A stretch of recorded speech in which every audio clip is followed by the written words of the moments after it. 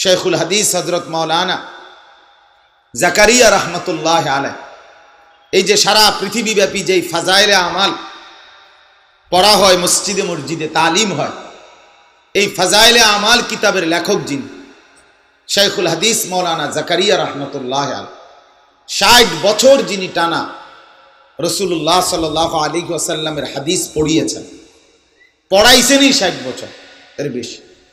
এত বড় জগৎ বিখ্যাত মনীষী বুজুর্গ, সারা পৃথিবীব্যাপী তিনি বয়ান করতেন। আজকের আফ্রিকা মহাদেশে সবচেয়ে বেশি মুরিদ, সবচেয়ে বেশি আল্লাহওয়ালা ওনার হাতের বায়াত।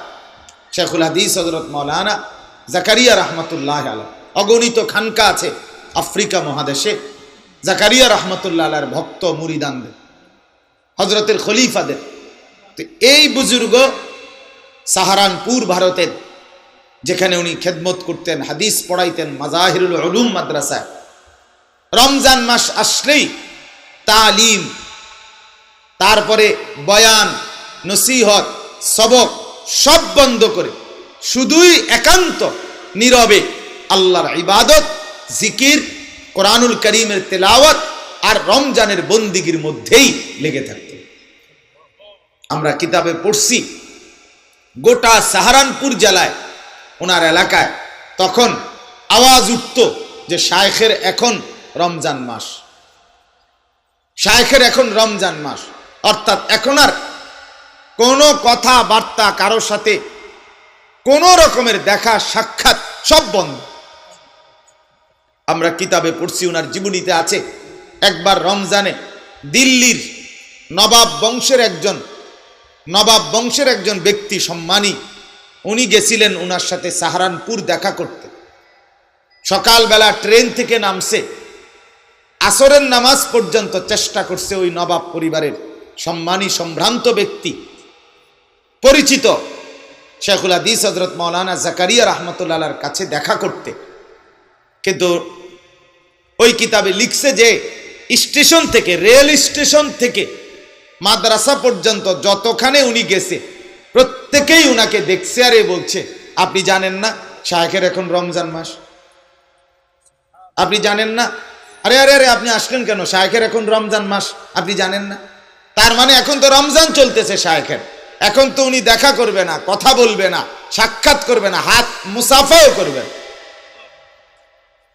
আসরের নামাজ পর্যন্ত চেষ্টা করে আসরের পরে উনি দরজা ঠক ঠক করে উনার নাড়াইয়া বলছে নাম, যে আমি দিল্লির নবাব বংশের অমুক, আসছিলাম আপনার সাথে সারাদিন চেষ্টা করে দেখা করতে পারলাম না, আমি ফিরে যাচ্ছি।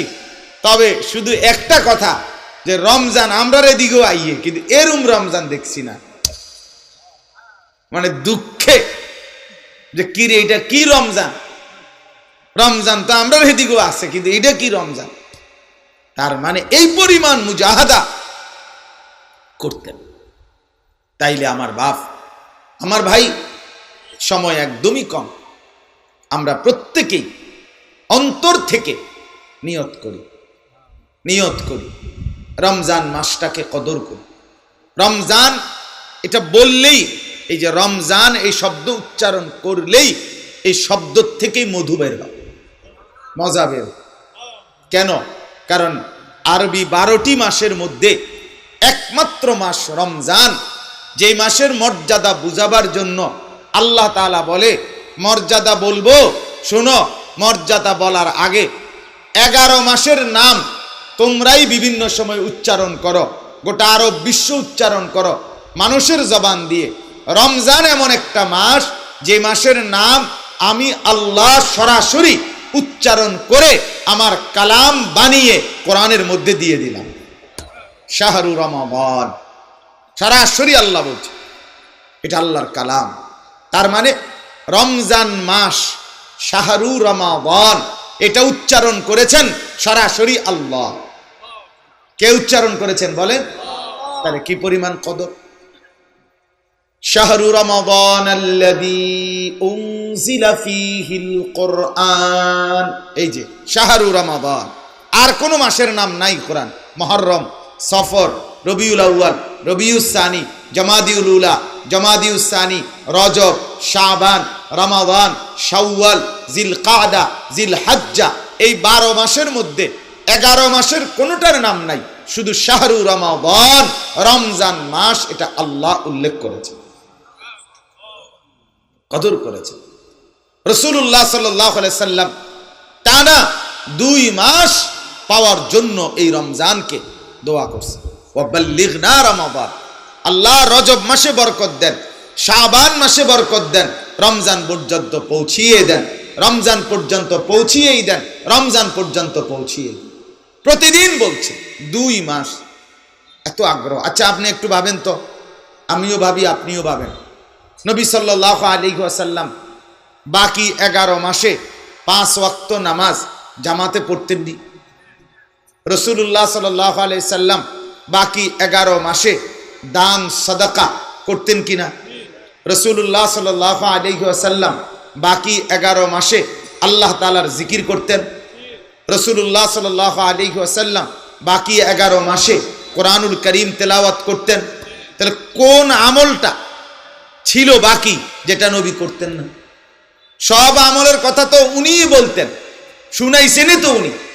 তাহলে 11 মাস পূর্ণ নামাজ, রোজা, যাকাত, দান, সাদাকা, জিকির, তেলাওয়াত, হজ, ঈদ, কুরবানি, জিহাদ, আল্লাহর রাস্তায় জিহাদ, সমস্ত কিছু নেক আমল করা সত্ত্বেও পূর্ণ 100 রমজান ছাড়াও 11 মাসই তিনি তাহাজ্জুদ পড়তেন, ইশরাক পড়তেন, আওয়াবিন পড়তেন, মিসওয়াক করতেন, আল্লাহকে ডাকতেন, ইস্তেগফার করতেন, রাত্রিতে কান্নাকাটি করতেন। কিন্তু এরপরেও আল্লাহ নবী সাল্লাল্লাহু আলাইহি সাল্লাম তারপরও 2 মাস আগের থেকেই রমজানকে পেতে চাইতেন কেন? মানে 11 মাসে আমল করতে পারি নাই এই জন্য, 11 মাসে আল্লাহ আপনাকে ডাকতে পারি নাই ব্যস্ততার কারণে, এই জন্য। তাহলে বোঝা গেল 11 মাসের সমস্ত নেক আমল, খুদ রাসূলের নেক আমলগুলোর পরেও নবী চাইতেন এই 11 মাসের সব বন্দিগির চাইতে আমার এই 1 মাসের বন্দিগির দাম হবে বেশি, এটার কদর হবে বেশি আল্লাহর কাছে। এই জন্য তিনি নিজে চাইতেন। আল্লাহ নবী সাল্লাল্লাহু আলাইহি ওয়াসাল্লাম শাদ্দা মিজারাহু, নবী তার কোমরে লুঙ্গি ভালোভাবে শক্ত করে বেঁধে নিতেন রমজানে। আহইয়া লাইলাহু, রাত্রি জাগতেন। আইকাদা আহলাহু, এবং পরিবারের সদস্যদেরকে জাগিয়ে দিতেন। 3 আমল। শেষ দশকে বেকারার হয়ে যেতেন, রমজানের শেষ 10 দিন ইতিকাফে ঢুকে যেতেন এবং কোমরে শক্ত করে লুঙ্গি বেঁধে নিতেন আল্লাহর ইবাদতের জন্য, এবং রাত্রি সারা রাত জাগতেন, স্ত্রীদেরকেও আল্লাহর ইবাদতের জন্য জাগিয়ে দিতেন, ছেলে মেয়েদেরকেও জাগিয়ে দিতেন। এই ছিল রাসূলুল্লাহ সাল্লাল্লাহু আলাইহি সাল্লামের আমল। আমার বাপ, অতএব আমরা যদি এই ফিকিরটা না করি তাইলে কেমনে হবে বলেন? এই আপনারা যারা এখানে বসছেন, জওয়ান বুড়ো, প্রত্যেকের দিলের মধ্যে এ কথা বাস্তব, আপনার দিলে আখিরাত আছে। আপনি বিশ্বাস করেন আখিরাত হবে, কিয়ামত হবে, হাসরের মাঠ কায়েম হবে, আল্লাহ তাআলার বিচারের মুখোমুখি হতে হবে, ফুল সিরাত পার হইতে হবে, মিজানের পাল্লায় আমাদের আমল ওজন হবে, আল্লাহর সামনে আমাদেরকে যেতে হবে। এ কথা আপনারা বিশ্বাস করেন না? কথা বলেন না, করেন কি না? বিশ্বাস করেন বলেই আপনি এখানে আসছেন। আপনি নাস্তিক না, আপনি মুরতাদ না, আপনি জাহেল না, আপনি নাফরমান না, আপনি পাপী না, আপনি আল্লাহর বান্দা, প্রিয় মানুষ। তাইলে আপনি যেহেতু এটা বুঝেন, আপনারা যেহেতু আসছেন, যুবক ভাই তোমরা যেহেতু আসছো, তাহলে আল্লাহর ওয়াস্তে যেহেতু বুঝে নিছ, যেহেতু মানছ, যেহেতু ভাবতেছ, তাইলে অবশ্যই আল্লাহর ইবাদতের জন্য আগায় আসো।